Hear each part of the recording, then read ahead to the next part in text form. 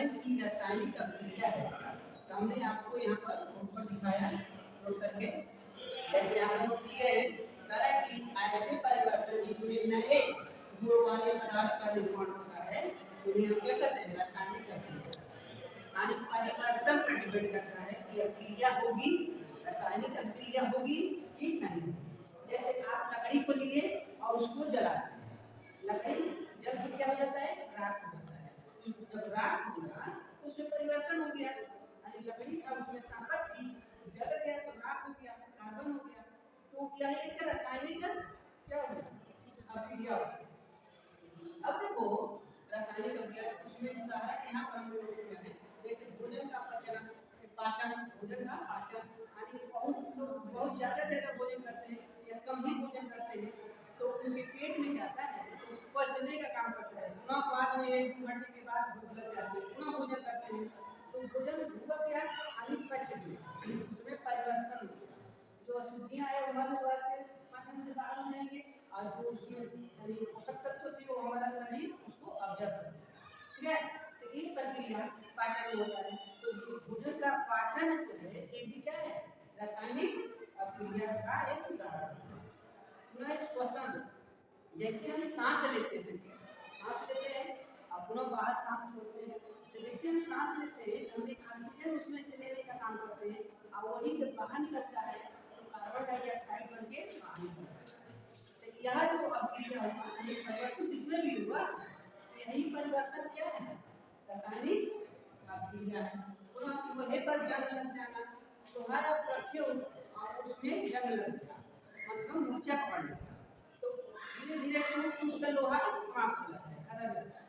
तो जो लोहे पर जंग लगने की जो कंडीशन है वो रासायनिक क्या है? अभिक्रिया है। यानी आपको जंग लग गया तो आप चाहे तो उस जंग के माध्यम से लोहा तो बना नहीं सकते, पहले जैसा नहीं हो सकता, यानी जिसमें परिवर्तन हो गया और वह पदार्थ नया कुछ बन गया, यानी उससे पुनः पुरानी अवस्था में आप नहीं लेके जा सकते हो, तो वही क्या है? रासायनिक अभिक्रिया। जैसे अगर पानी को हमने बर्फ बना दिया और बर्फ को पुनः पानी बना लेते हैं तो रासायनिक अभिक्रिया नहीं है। लेकिन दूध से हमने दही बना दिया तो क्या दही से पुनः बाद में हम चाहे दूध बनाना तो बनेगा नहीं? ठीक है, तो इसलिए यहाँ पर दही का बनना, यानी दूध से जब हम दही बनाते हैं तो ये रासायनिक अभिक्रिया होगा, क्योंकि दही तो बन गया लेकिन अपना उसको हम दूध में कन्वर्ट नहीं कर सकते। लेकिन बर्फ है तो बर्फ पानी बना सकते हैं, तो रासायनिक अभिक्रिया नहीं है। लेकिन दूध को अगर दही बना लिए तो दही से पुनः हम उसको दूध नहीं बना सकते, तो यह जो कंडीशन होगी रासायनिक अभिक्रिया। ठीक है, लेकिन रासायनिक जो अभिक्रिया है उसमें कितने भाग लेते हैं, क्या क्या भाग लेता है? ये जो सबसे पहले लेने का काम करते हैं उनको हम अभिकारक कहते हैं, और जब नया कुछ बन के तैयार हो जाता है तो उसको उत्पाद कहते हैं, उत्पन्न होता है। जैसे चावल और पानी को लिए पतीली में और उष्मा देने लगे, मतलब आप गैस चूल्हा पर रख के या हीटर पर रख के गर्म किए, पकाने का काम किए, बाद में वो भात बन गया। अब चाहो भात को पुनः चावल अलग कर दे, पानी अलग कर दे, तो ऐसा होने वाला नहीं, तो रासायनिक अभिक्रिया। लेकिन सबसे पहले क्या लिए थे? हमने पानी लिया और चावल लिया और उसको एक पतीली में रखने का काम किया, तो जो कुछ भी लेने का काम किए थे उसको हम कहते हैं अभिकारक। अभिकारक कहते हैं। यहाँ पर ऐसे पदार्थ जो किसी रासायनिक अभिक्रिया में भाग लेता है या हिस्सा लेता है उसको हम क्या कहते हैं? अभिकारक कहते हैं। जो रासायनिक अभिक्रिया में जो भाग लेता है, यानी जिसको लेकर जिसके साथ हम रासायनिक अभिक्रिया करने का काम करते हैं उसको हम अभिकारक कहते हैं। ठीक है, लेकिन जब बन के तैयार होता है, जैसे चावल और पानी को गर्म किया, कुछ समय के बाद वो भात बन गया, तो भात तैयार हो गया ना, तो उसको उत्पाद कहते हैं। यानी ऐसे पदार्थ का निर्माण रासायनिक प्रक्रिया में होता है उसे हम उत्पाद। ठीक है, तो उत्पाद का कंडीशन हो गया, यानी या मान लो जैसे दूसरा कोई पदार्थ होते हैं, जैसे लकड़ी का जलना बताया था, लकड़ी लिए उसको जला रहे हैं, यानी लकड़ी जो लिए हैं वही अभिकारक है। ठीक है, लेकिन जलने के बाद राख हमको प्राप्त हुआ, तो राख जो है वो उत्पाद। ठीक है, तो ये कंडीशन थी अभी रासायनिक अभिक्रिया की। यहाँ आपने बताया कि रासायनिक अभिक्रिया का प्रेक्षण क्या है, यानी कैसे पहचान करें रासायनिक अभिक्रिया हो रहा है जाने कि यहाँ रासायनिक अभिक्रिया हो रहा है या नहीं हो रहा है। चलिए दूसरा जानने का कंडीशन, अवस्था में परिवर्तन। मान लो जैसे हमने लकड़ी को जलाने का काम किया तो उसकी अवस्था में परिवर्तन होने लगता है। बहुत सारा पुआल ले लो, उसको जलाओ, बहुत ज्यादा पुआल है, आज जल के थोड़ा सा हो जाता है, हमने देखा कि उसकी अवस्था में परिवर्तन ज्यादातर कम, ठीक है। तो ये कंडीशन जो है अवस्था में परिवर्तन होने लगे तो हम जाने कि रासायनिक अभिक्रिया पुनः रंग में परिवर्तन होना। अब चावल या मान लो कुछ दूसरा पदार्थ लेंगे, दही बना रहे हैं, हमने दही बना दिया, अवस्था में परिवर्तन है, ठोस हो गया, लेकिन यहाँ तो रंग नहीं, दूध भी गया, लेकिन लकड़ी को जलाए, लकड़ी किसी दूसरे रंग का था, लेकिन जलाए तो राख हो गया, काला हो गया, तो उसके रंग में परिवर्तन हो गया, ठीक है। तापमान में परिवर्तन, देखो जब ठंडा था, जब हम चलो पानी को ही गर्म किए, पानी को गर्म कर रहे हैं तो गर्म हो जाता है, मतलब आग को गिरने लगता है, लेकिन वो रासायनिक परिवर्तन नहीं होगा, भौतिक हो जाएगा।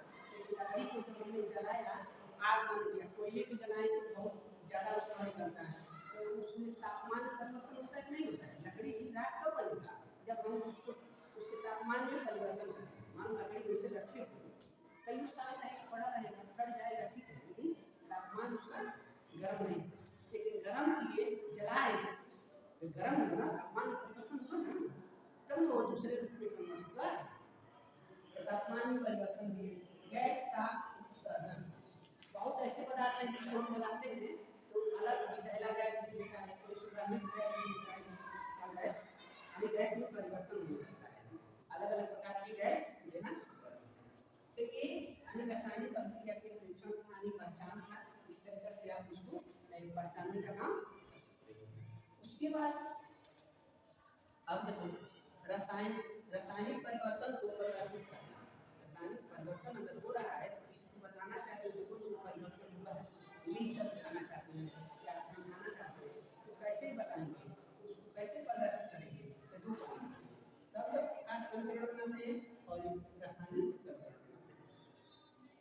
शब्द संकरण में आप नाम को इसे नोट कर देंगे, और रासायनिक संकरण में आप तत्वों के नाम को पिछले क्लास में याद किए थे, हाइड्रोजन का क्या संकेत होता है, एल्युमिनियम का क्या होता है, ऑक्सीजन का क्या होता है, जिंक का क्या होता है, तो उनके संकेत को जैसे हमने एक लिखा लिया है जिंक और उसके साथ मिला दिए हैं सल्फ्यूरिक अम्ल, जिंक में सल्फ्यूरिक अम्ल लिया है, तो देखो हमने क्या क्या लिया, जिंक लिया और सल्फ्यूरिक अम्ल लिया, लेकिन इनको क्या कहेंगे अभिकारक, जो बस क्रिया कराने के लिए जिंक को एक साथ लेते हैं तो उनको हम क्या कहते हैं अभिकारक, अभिकारक किया, यानी जिंक और सल्फ्यूरिक अम्ल को एक साथ मिला है तो एक नया कुछ तैयार हुआ है, तो क्या तैयार हुआ, जिंक सल्फेट, जिंक सल्फेट नया तत्व हमको प्राप्त हुआ और हाइड्रोजन इसमें से अलग हो गया, क्या जिंक था, आया सल्फ्यूरिक अम्ल में सल्फर और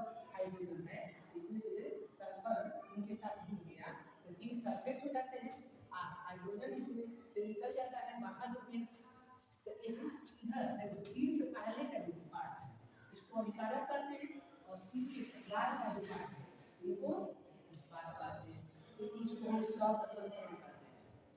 लेकिन रासायनिक संकरण में जिंक का संकेत है जेडियम और सल्फ्यूरिक अम्ल का है H2SO4, आपने इसको आगे से जानते हैं, तो जब जिंक के साथ H2SO4 का क्रिया करते हैं, मिलाते हैं, यही मिलाते हैं तो JnSO4 बन जाता है और प्लस हाइड्रोजन H2 बाहर करते हैं, इस तरीके से ये रासायनिक संकरण होता है।